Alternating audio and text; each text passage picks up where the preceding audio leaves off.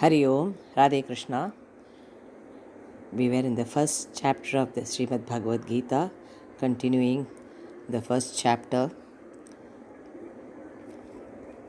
We were in the first verse. We were talking about the qualities for success, qualities required for a matured, how to be a matured person. Swamiji says, how Krishna as an unknown factor, Lord Krishna. Swamiji is highlighting on that. Arjuna, being a matured person, knew the necessity of recognizing the unknown factor, which for him was Daiva, Ishvara, the Lord. He recognized it in Krishna. He very much recognized it in Lord Krishna. And Lord Krishna was there and he told Arjuna he was always available. That bhakti, that's what is highlighted. All these are to know that if we have bhakti, the unknown factor, invisible factor, that is the grace, flows tremendously.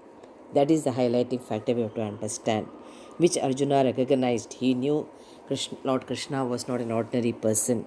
That's why he chose Krishna on his side, whereas Duryodhana took the whole army. Though he had all the strength, but the strength of Ishvara, the grace of Ishvara, he didn't have, which Arjuna very much recognized. Arjuna recognized him, Lord Krishna, as grace in flesh and blood. Grace does not fight. It is not a weapon, a bow or an arrow, a place or time. It is something that is not visible. But for Arjuna, Lord Krishna was directly present. Here, however, grace was visible in the form of Lord Krishna, with hands and legs, with a smile on his face, and for Arjuna, that was more than sufficient enough, Lord Krishna to be on his side. So what is Swamiji is emphasizing is, any problem comes in life, if we surrender to Lord, He will take care. As we discussed earlier, the 6 qualities required for success, one can take care of the obstructions, but without the grace, the 7th factor, that is the Bhagavan, the Lord, that is very much required for victory or defeat. We think that we have won many things in life, but that is because of the grace of the previous Janma and the grace of the present Janma. So that highlighting factor, Swamiji is telling us to recognize that important factor. So what we have to understand is, Swamiji is highlighting on 2 types of thinking, 2 types of different commitments, 2 different attitudes. That's why the difference between, so commitment and attitude and thinking, proper thinking is very, very important. That's why any decision we have to be calm, and with the intellect we have to arrive at a decision. So Swamiji is stressing on the law of dharma, where he says that because the Gita begins with the word dharma, in the compound dharma kshetra, the importance of dharma is inferred. Kshetra means a place. A place of pilgrimage is kshetra. It can be a country or your physical body. The whole Bharata, India, was a place where the Vedas once ruled the hearts of the people, and therefore it is dharma pradhana kshetra, meaning that the predominant ruling factor of all human activity is the law of dharma, Veda Yukta Dharma. So Vedas are so important. Everything, today science has advanced so much, but we can see now this simple pandemic, we are unable to come over it. That's why with the prayer, the grace of the Lord, He is ruling us. We are just a puppet in His hands. So only with the prayers this pandemic has to go. So the Vedas are so important, because the whole Jagat, the remote is in Lord's hand. So Swamiji is highlighting how dharma is important. If Satya and Dharma is not there, that with the whole society, the whole nation, how problems arise. Now we are seeing that. So Swamiji is telling dharma is important, and everything else, power, wealth, etc., should be in conformity with dharma. Everything, whatever we do, whatever actions, let it be small or big, Anoriniyan Mahato Mahiyan, smallest to the biggest. Anoriniyan Mahato Mahiyan. Everything, every thought, every action has to be dharmic and satyam. For a spiritual person, for a material person also is required, especially for a spiritual person is very much required. We have to be doubly careful. It's like walking on the razor's edge, because we have to set a role model to the country, to the nation. Because material person also should try to understand the purpose of human birth. That's why so much emphasis is put for a person who is traveling on the spiritual path. He has to be extra careful. He has to be a role model to the whole world. So dharma is important, and everything else should be in conformity with dharma. Power without dharma is not power at all and is not considered to be proper. Money without dharma is not true wealth. Any form of pleasure should be gathered legitimately. So, according to Swamiji, dharma, a ruler is to be respected, which is why we do not seek a king's audience with empty hands. So, anywhere we go, in our culture says that we should not go with empty handed.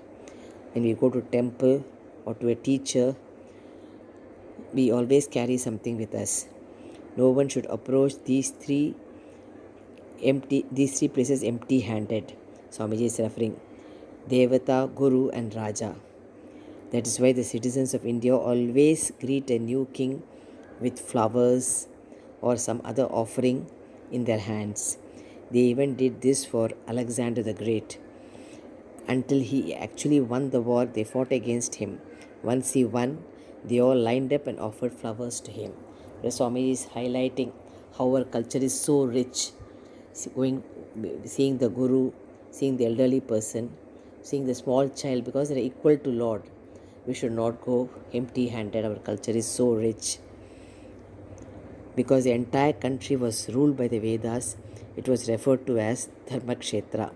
Because Dharma prevailed, the Indians always respected the king. This was known very well by the British and was why they retained the local kings. These kings ruled the people who worshipped their king, and the British ruled the kings, extracting annual tributes from them. Even though they allowed the small kingdoms to exist. So Swamiji says this is Vaidika Dharma. We cannot change it completely. It is still there. India is a peace-loving country.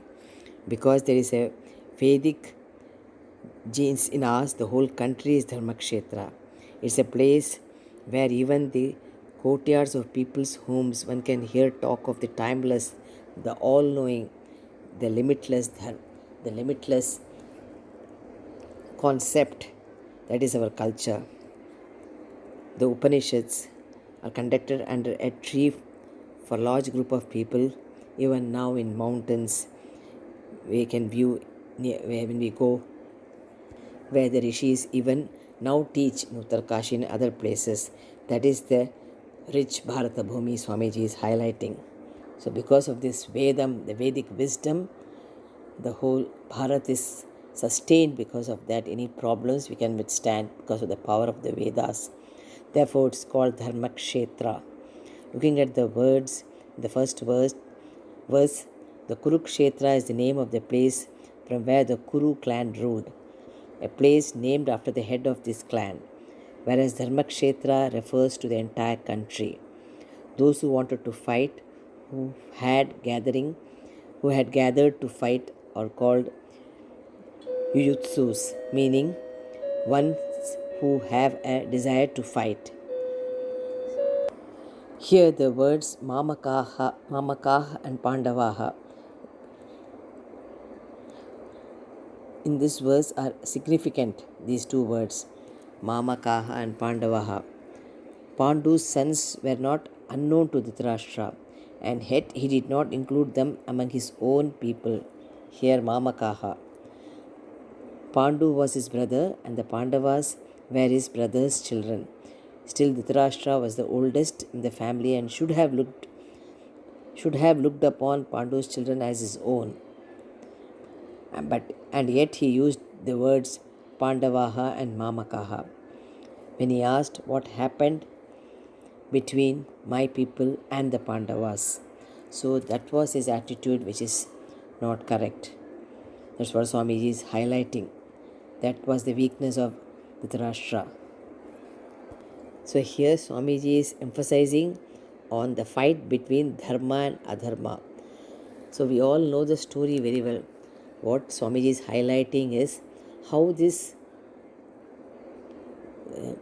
points of Bhagavad Gita should help us in our life.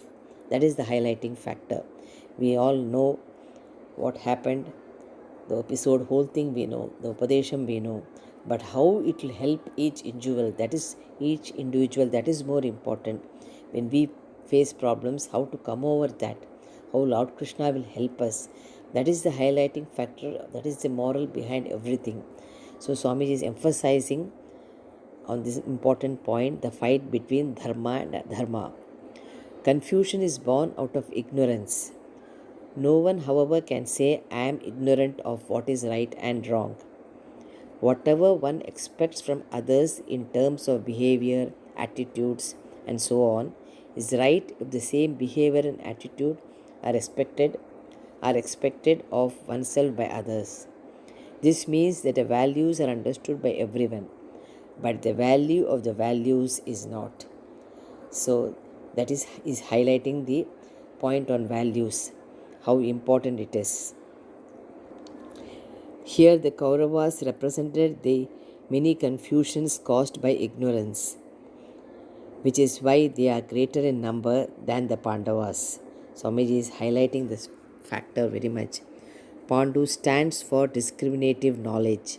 In the Mahabharata, he was presented as being very white in appearance. White always stands for knowledge. The Pandavas then were born of this discriminative knowledge with reference to Dharma and Adharma. So they were only a handful and represent our inclinations towards Dharma. So how Pandavas were giving importance only to Dharma, not Adharma. Swamiji is emphasizing any external problem can come from an internal problem. All wars are first fought in the mind. Are they not? He is questioning us. So when our mind is pure and calm, there won't be any fight anywhere. That's what is highlighting. When the agitated mind always create problems. So we should be always calm. Agitation is a papa, Swamiji is telling. So we ourselves can analyze that when we are agitated, our thoughts vary. But when we are calm, our thoughts are different. So what is he telling us is, when we get agitation, immediately we have to change our attitude. That is very, very important. That's what Swamiji is telling us. So any problem starts internally, and if we have that internal problem increases, then facing the external problem becomes very difficult. That's what he is telling to Arjuna. So any problem, external problem can come from an internal problem only. So when the internal problem is solved, the external we can easily handle. So with this I conclude today's session. Further we'll discuss in the next session. Hari Om, Radhe Krishna, Radhe Krishna. Hari Om, Radhe Krishna. We were in the first chapter of Srimad Bhagavad Gita, continuing with the first verse. Arjuna's chariot with Arjuna and Krishna in it can be seen in terms of self-knowledge unfolded by the Upanishads and the Gita. Swami is very nicely highlighting the whole chariot, how it was, what was the role of Lord Krishna and Arjuna. The significance of this scenario is explained in the Kathopanishad. Also, Swamiji is telling, the physical body is the chariot, Ratha. and the intellect, buddhi, is its driver, Sarati. The self, Atma, is the master seated in the back seat. The mind is likened to the reins that control the horses, and the horses represent the sense organs. So, very nicely, Swamiji is highlighting the whole scenario as for every individual how it works, the buddhi, the mind, the intellect, the sense organs, etc. So we have to very nicely observe that the sense objects become the roads as it were, in that they run on the roads of these sense objects. That is, the sense organs, Swamiji is telling, run behind the sense objects. The sense organs run behind the sense objects in our life. So that analysis Swamiji is referring. How the mind goes behind every object, every situation, every circumstances. So with that proper understanding, we should know which object, because the limited time, how to control our senses. Let it be in food, let it be in objects, everything as we grow, as younger days, okay, as is shown in the Bhajagovindam, Balastavat Krida Sakta, Tarunastavat Taruni Sakta. So, according to the age, we have to have everything. We should enjoy everything. Swami is not telling that, but taking up the higher and giving up the lower with the understanding is very, very important. Otherwise, we'll be stuck in this worldly things, not knowing what to give up, not knowing how to concentrate, how to have a focus. So, because of that limited time, we can't run behind everything, and we have to be more matured as we grow. That is very, very important, especially for a human being to getting this birth and being in the satsangam.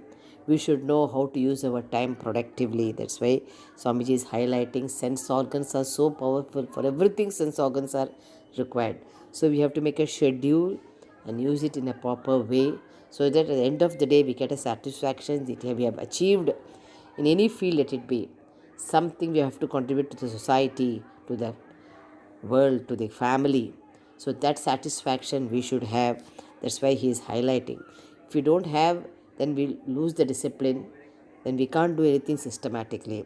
That's why Swamiji is highlighting that, like how these we run behind the sense objects. These horses are held in check by the Sarathi, the driver. That is, the sense organs are always being checked in our day-to-day life. He or she may let go of the reins, but they are still kept under control. See, Bhagavan keeps us under control actually by giving this knowledge through scriptures. Only we are not with the free will, we have to use that properly. That's why the discrimination, everything is given to a human being to analyze. Lord Krishna says in the further chapters last, very few will be in this path itself. That also because of the grace of the previous birth. In that few, probably one can get liberated. That also he tells. So that much is the depth of our scriptures. So at least we are in this line by God's grace. We are in the satsang with everybody in trying to gain this knowledge. That's why Swamiji is telling. That is also the grace of the Lord. So let us use that time very productively, use our sense organs properly. That's what Swamiji is highlighting.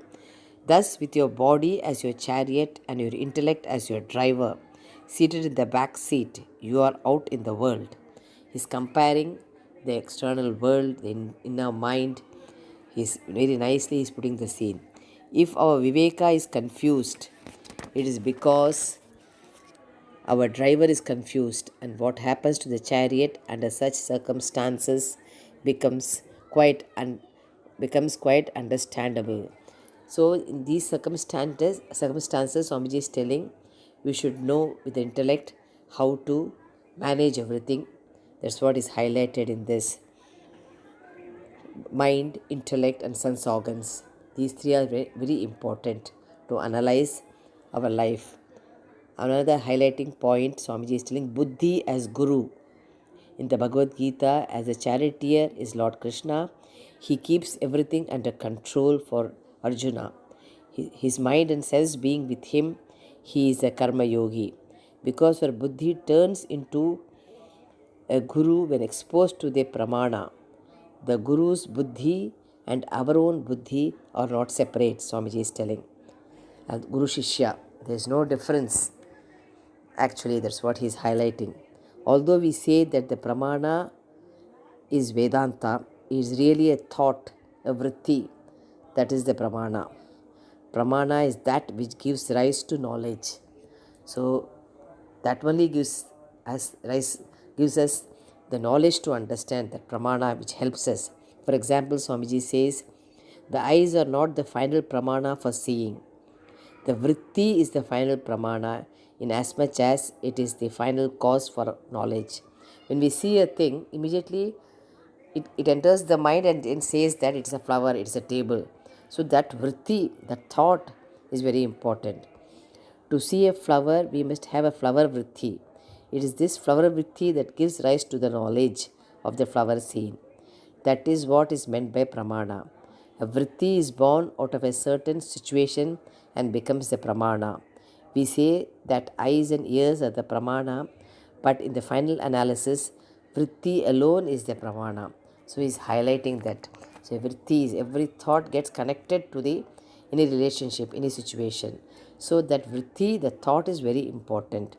The mind being the place where the vritti occurs is called antakarana, meaning inner instrument. When we are exposed to a teacher or the teaching, our buddhi, the intellect, assumes the very form of the pramana, the teaching. Therefore, the Guru's buddhi or the teaching and our buddhi becomes one and the same. That's what Swamiji is highlighting. This Guru buddhi tells us, we are that is you are that is Tattva Masi. Here the Guru Buddhi turned towards Arjuna, who represents the confused Ahankara, ego. Because Arjuna was totally confused. The ego was dominating him. Though he was humble, he didn't know what to do in that situation. That's what he's telling. That notion of that ego on an individual, or one's notion of I am doing it. We say, no, that ego I, Swamiji is referring. Arjuna was definitely confused. He had sorrow and was being told about Tattvamasi. So Swamiji is highlighting that exposed to the teaching, one's own buddhi assumes the very meaning of the teaching and thereby becomes the guru to oneself. What is Swamiji is highlighting is, as we start learning the teaching itself of the Guru with that Shraddha and Bhakti, we ourselves become one with that scripture, one with that knowledge. That's what is highlighting. Become Guru to oneself means total understanding comes to us. If our buddhi does not know this fact, Tattvamasi, it cannot tell us anything more than that what it knows. That's why it's continuously when we say who am I, just it won't work. So that's why shastras are kept to make it understand that why I have come to this world, what is my role, what all I should learn. All this, when a human being has to analyze that at the end of the day, just by asking who am I, not knowing what for I have come to this world, where I'll be going, that eagerness to know, that mumukshutvam is very much necessary, Swamiji is highlighting. So with this buddhi, meaning, knowing the meaning and learning from the Shastras, Swamiji is telling the Shastras pointing towards the confused jiva makes him understand that you are the whole, you are that Brahma Tattvam, you are that Parabrahma. So later chapters, Swamiji very nicely analyzes everything. The whole Gita can be presented through the Krishna-Arjuna chariot scene. That every point Lord Krishna tells to Arjuna how to face it. That is the very, very significant thing which we see in Bhagavad Gita. Coming to the second verse of the first chapter. Sanjay uvacha drishtva tu pandavanekam vyudam duryodhanastadha आचार्यमुपसंगम्य Raja वचनमब्रवीत्. Sanjaya Uvacha said, Tada then, tu but, Raja king, Duryodhana Vyudam in battle formation, Pandavanikam, army of the Pandavas, Drishtva, seeing, Acharyam, the teacher, Drona, Upasangamya, approaching, Vachanam, these words, Abravit, spoke. Sanjaya said, then seeing the army of the Pandavas in battle formation, King Duryodhana approaching his teacher Drona and spoke these words. That is the meaning of the second verse of the Bhagavad Gita, first chapter, second verse. So, Sanjaya referred to Dhritarashtra's son Duryodhana as King Raja when responding to Dhritarashtra's question. Raja means the one who shines in his own glory, in other words, a king. Sanjaya was now in the employ of these Kauravas, and therefore he had to refer to Duryodhana as the king. He told Dhritarashtra that his son, the king, had inspected both armies. Duryodhana may have done this to see who had actually come to fight, because there was still a lot of mystery surrounding who was going to join whom. He had collected a lot of support, but there may have been people whom he omitted and who may have joined the Pandavas. Also, he may have wanted to know if those who had refused to join him were neutral or whether they were going to support the other side. All of this he would have seen as he inspected both armies. So, both the sides he is trying to analyze. That is the second verse. We have started with it. We'll continue in the next session. Hari Om, Radhe Krishna, Radhe Krishna. Hari Om, Radhe Krishna. We were in the second verse of Srimad Bhagavad Gita, first chapter, second verse. We shall continue the explanation. After surveying the army of the Pandavas, Duryodhana approached Dronacharya, the archery teacher, and spoke to him. Swamiji says, because the Gita is a dialogue between Lord Krishna as Bhagavan and Arjuna, we do find Sri Bhagavan Vacha and Arjuna Vacha throughout the Gita. Also, the first words of the Gita are Dhritarashtra Vacha, which serve as an implied prayer, as we have seen, and as an introduction to the context. Throughout the text, we can see Sanjaya Vacha is only mentioned a few times to indicate the presence of a narrator. Although the words Duryodhana Vacha are not mentioned here, they are to be understood, Swamiji's mentioning. The next verse, also the third verse of the Bhagavad Gita, is within quotes as it were, since Duryodhana approaching Dronacharya on this battlefield spoke these words to him in the third verse of the Bhagavad Gita. Pashyaitam Panduputranam Acharya Mahatim Chamum Vyudam Drupadaputrena Tava Shishyena Dhimata. Acharya, O teacher, Drona, Tava, your, Dhimata, by the brilliant, Shishyena, disciple, Drupadaputrena, by the son of Drupada, Vyudam, formed and led, Panduputranam, of the son of Pandu, Idam, this, Mahatim, great, Chamum, army, Pashya, please see. We saw the word meaning.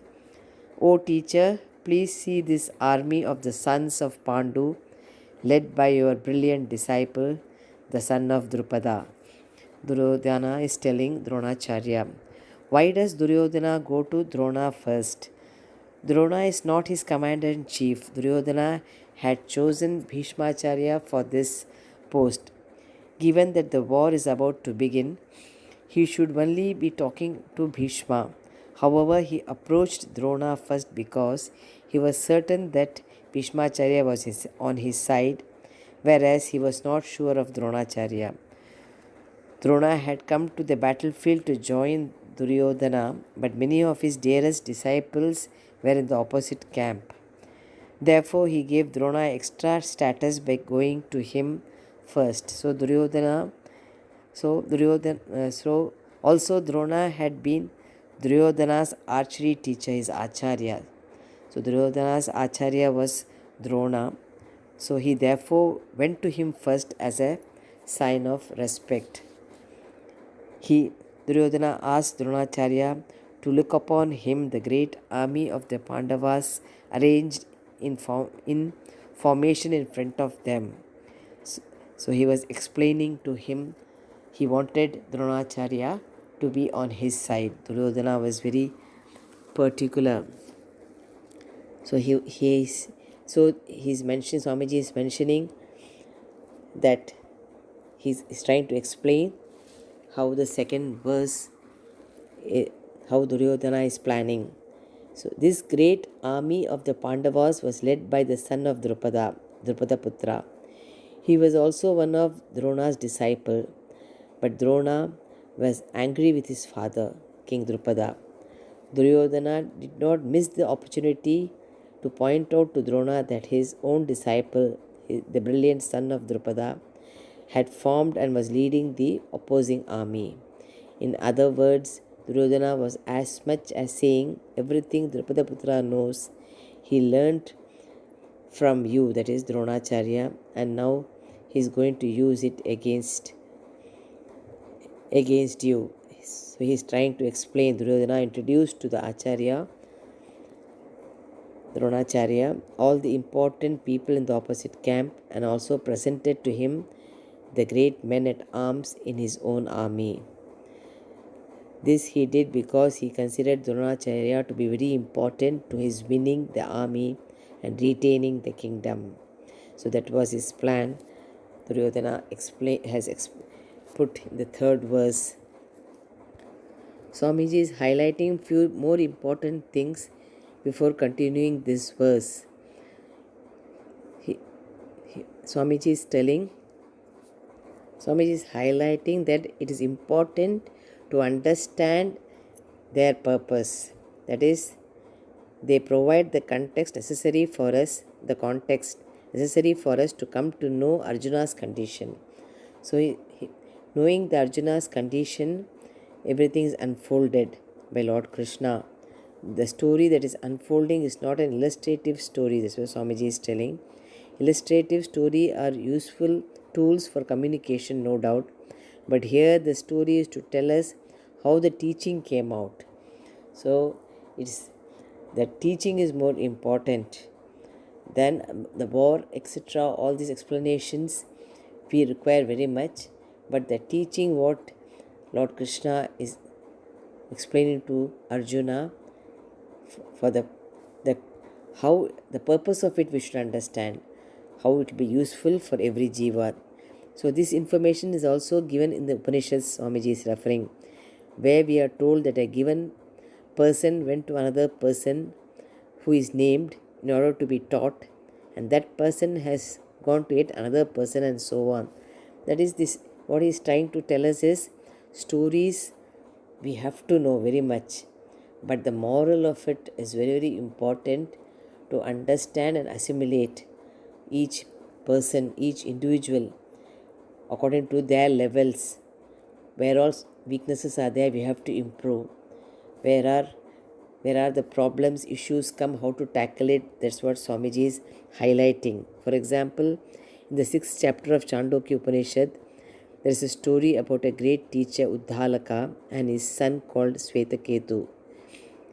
When this boy was 12 years of age, Uddalaka decided to send him to a Gurukula because he did not think his son could learn any more at home. Svetaketu spent 12 years in the Gurukula and came home when he was 24. All this is mentioned in the Upanishad. Why is highlighting us?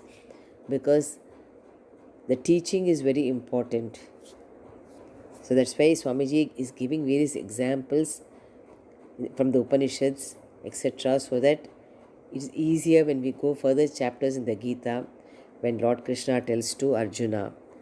So the young man returned home very proud, and seeing his father, he's telling, Swetaketu is telling to his father.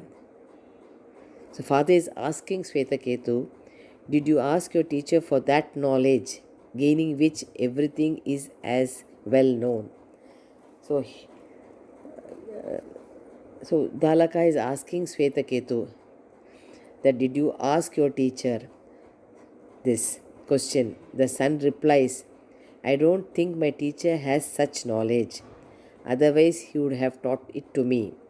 Swetaketu later asked his father if there was such knowledge. His father proved to him that there was. So, he's highlighting about the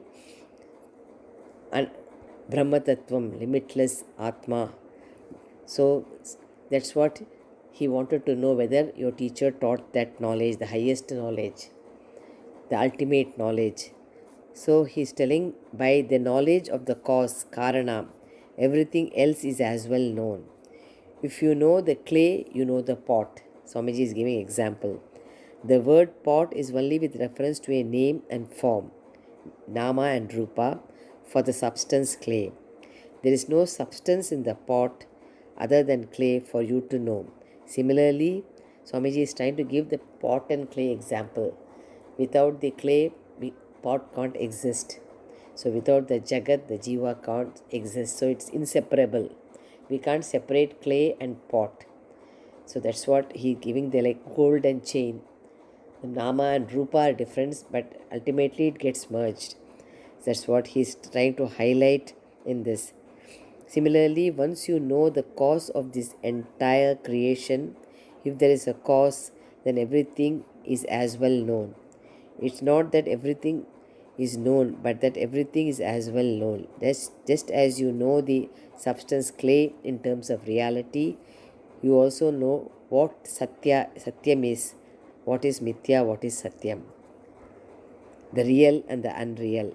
This also we come to know what is temporary, what is permanent, what is real, what is unreal, what is Jagat, what is the creation, the whole creation is we try to understand by these examples.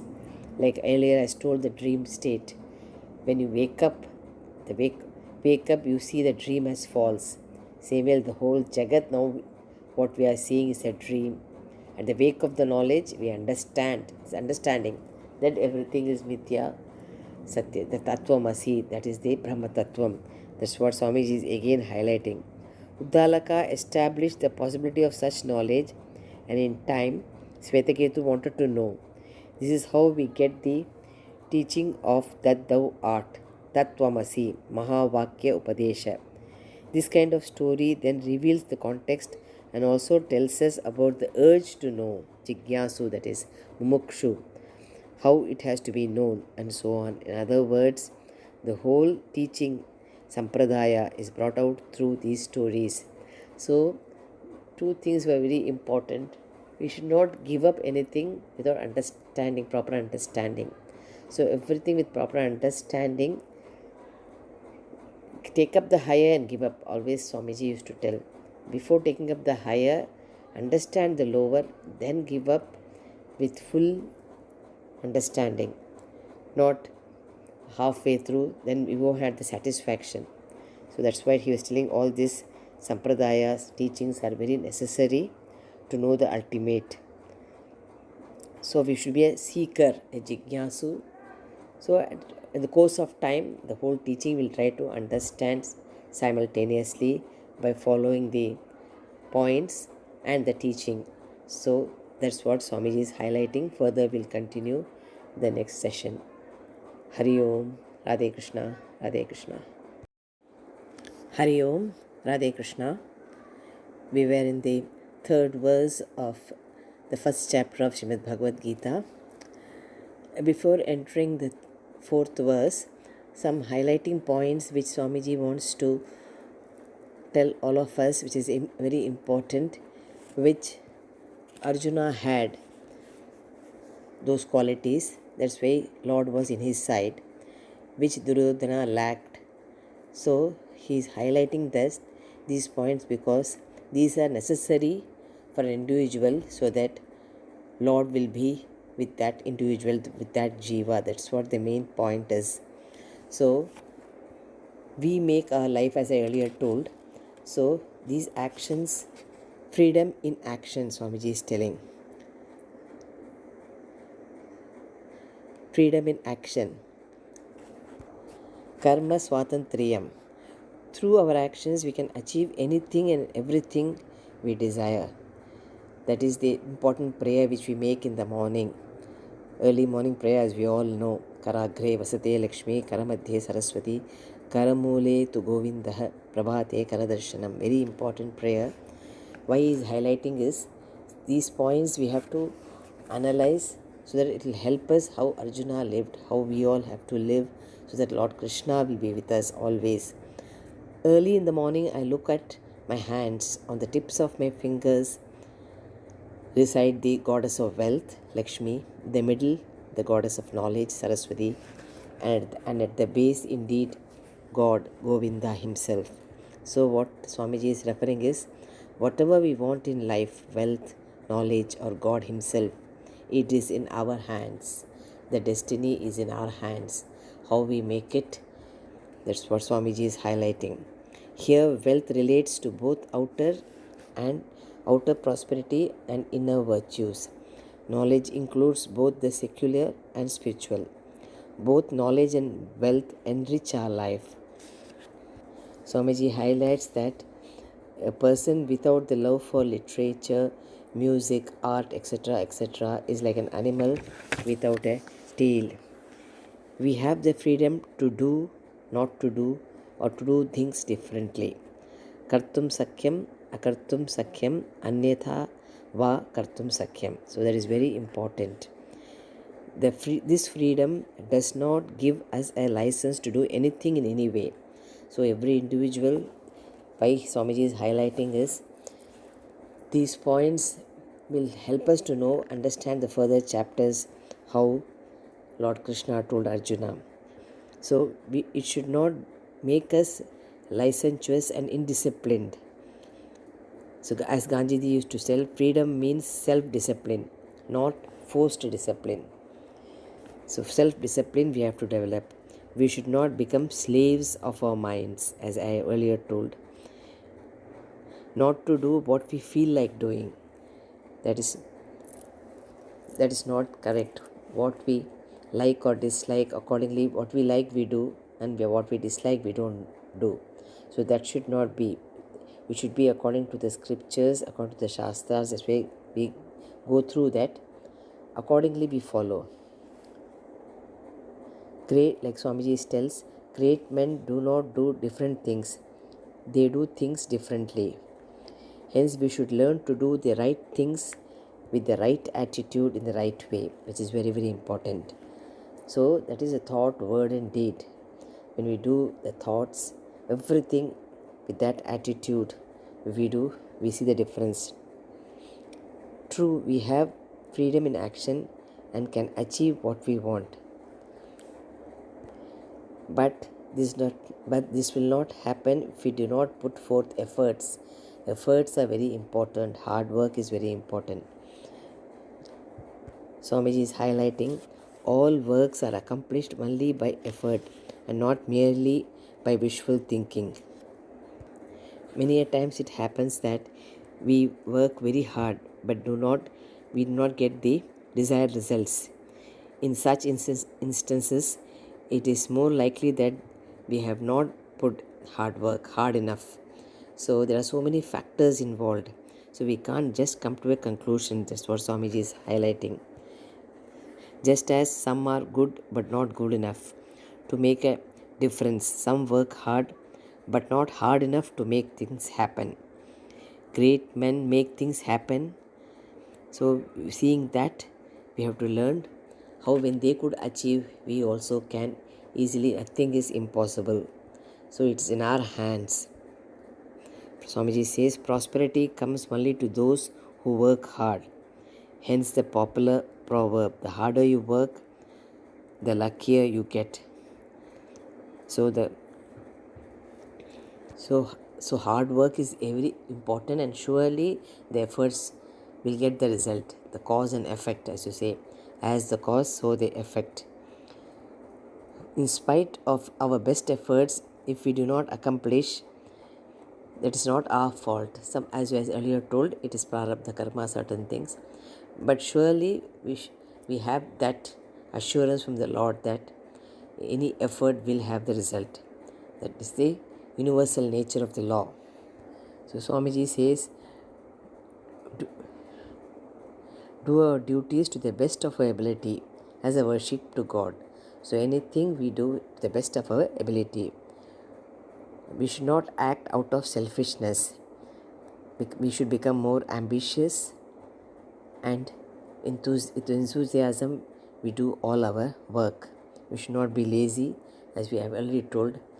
Tamas we should reduce, rajas and sattva we should try to increase. And he talks about vak swatantriyam, freedom of speech. See, Swamiji says, we all have the unique gift of speech and language. We can express our innermost feelings, ideas, creative thoughts, concepts, interact with and communicate with our speech. Only because of speech do we have this interaction with the world, with the human beings. Speech is indeed the most powerful organ of action, karmendriya, and should therefore be handled with care. Juhvagre vasate Lakshmi, Juhvagre mitra bhandavaha, amritam chaiva Juhvagre, Juhvagre maranam dhruvam.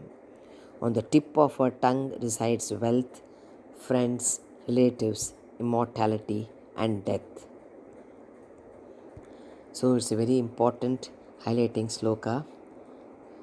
Words can create joy, anger, sorrow, make our relationship or break. Everything is in our hands. That's why Swamiji is highlighting that. Then we have a choice in our speech. How much to speak, when to speak, where. Everything is in our hands. We should use this choice judiciously and speak words that do not agitate, are truthful, pleasant, and beneficial. Sweet words please all beings, therefore we should speak such words. So there's a famous prayer, Priya Vakyam Pradhanena Sarve Tushyanti Jantavaha Tasma Deva Vaktavyam Vachane Ka Daridrataha. We therefore pray to Lord, may our words be sweet. May there be integration of my mind and speech. May I be conscious of what I speak. May I mean what I speak, which is very, very important. One more important point, freedom to express one's feelings. Bhavana Swatantriyam. Freedom. Faith is great wealth. It makes us venture into unknown and unexplored fields. It promotes us to seek knowledge and venture into action. So jnanam is very important. Without faith in the existence of the object of knowledge, means of knowing oneself, no knowledge can take place, and therefore one with faith alone, Shraddha Bhakti alone, we can reach the ultimate, that knowledge will dawn on us.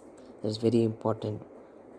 The Swamiji says, I bow down to that Lord who is the very embodiment of faith and trust. The scriptures, the Lord, they are the embodiments without which seekers are unable to realize the Lord, the ultimate truth. So which is very important, Shraddha and Bhakti. And the Lord is seated in our own hearts. We need not run here and there. So Tattvamasi, you are that. Ishvara, you are that ultimate truth. So Swamiji is highlighting on the Ashtanga Yoga, which will help us in the elimination of all thought modifications in the mind. This yoga will help us a lot when we start practicing it. Yoga, asanas and pranayama. One learns to sit with oneself for a length of time. So that's why meditation, we start doing it. All this helps us for Antakarana Shuddhi, and to know these are the highlighting points which is required. Once this is accomplished, the various stages of meditation helps one to discover a silent, alert mind. And this meditation will help us to come out of the unwanted thoughts and help us to discover our own nature, true nature. The practice of Ashtanga Yoga enables one to develop a highly focused, concentration, disciplined, and contented mind. So, with this, I conclude that. So, these points will help us in the later chapters when we start reading the Bhagavad Gita, how Arjuna was. These points which Duryodhana lacked very much, that's why he was destroyed. So, we'll continue the next session. Hari Om, Radhe Krishna, Radhe Krishna. Hari Om, Radhe Krishna. Coming to the fourth verse of the first chapter of Srimad Bhagavad Gita. Atra shura maheshvasaha bhimarjuna samayudhi yuyudhano viradascha drupadascha maharatah. Atra, here in the army of the Pandavas, Yudhi in battle, Bhima Arjuna Samaha, equal to Bhima and Arjuna. Suraha, unrevealed experts, Mahashvasaha, men of great bows, Yuyudhanaha, Satyaki, Viradaha, the king of Virata, Cha and Drupada, King Drupada, father of Draupadi, Cha and Maharataha, a man of great valor. Here are unrevealed experts equal to Bhima and Arjuna in battle, men of great bows, Satyaki, the king of Virata, and King Drupada, a man of great valor. Duryodhana told Dronacharya that there were unrevealed experts in fighting and logistics in the army of the Pandavas. In the war that was about to take place, it was not enough to be able to send arrows. Logistics were also required. Therefore, all of them were top-notch fighters in battle, equal to Bhima and Arjuna in their knowledge of warfare. Duryodhana mentioned their names to Drona because he knew he had a soft heart for these people. So he was trying to explain to Dronacharya so that Dronacharya will be in the side of Duryodhana. Maheshvasa was a name given to people who wielded bows of great fame. Arjuna's bow, for example, was known as Gandhiva. There are many stories Swamiji is telling about these bows.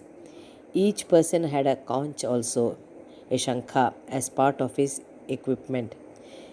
Before a person started fighting, he would work himself up by blowing his own trumpet, which may be where the expression blowing your own horn originated. That's what Swami is highlighting how it was originated.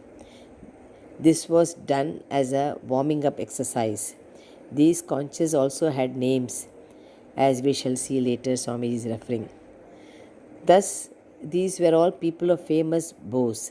It was not that the bows had made a big name for themselves, but that the men who wielded them were considered to be great. So, Swamiji is highlighting that the person who were using the bows were great persons. They were experts in warfare, equal to Bhima and Arjuna. The king of Virata was there along with Drupada, the father of Draupadi, and a man of great valor, Maharatha. A Maharatha was one who was able to continue fighting while protecting himself, his driver, and his horses. Swamiji is highlighting about the war, how it is programmed. Because he needed his horses to pull his chariot, he could not allow them to get hurt. He also had to be able to protect his driver, because if he allowed him to be hit, no one would want to drive for him. A great charioteer then was one who was able to neutralize all the arrows that came to his horses, his driver, or to himself. Such men were called Maharathas. So Swamiji is explaining what is the meaning of Maharathas. They were not ordinary soldiers. Everyone named here by Duryodhana was a Maharatha without question. Coming to the fifth verse of the first chapter of Srimad Bhagavad Gita.